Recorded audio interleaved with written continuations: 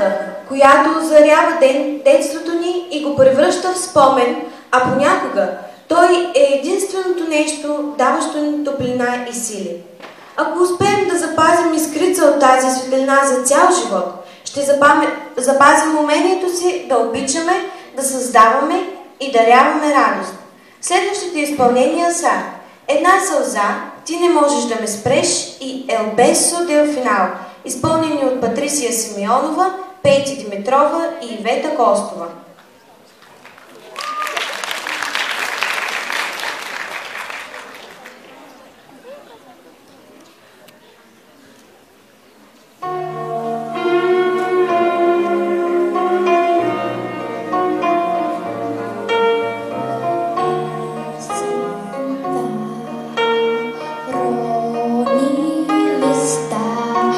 По лист, ден по ден от календара, тръгвам назад, връщам този свят и така в спомена мой стигам до мама.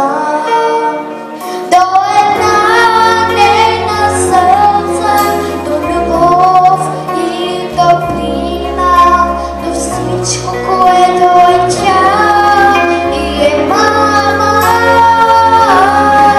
Закъснях и чак сега мисля за тези неща, за една нейна сълза през есента.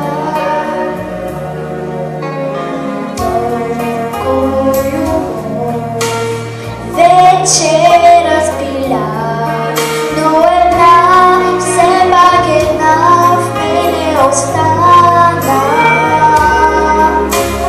Не пролета, а целия живот.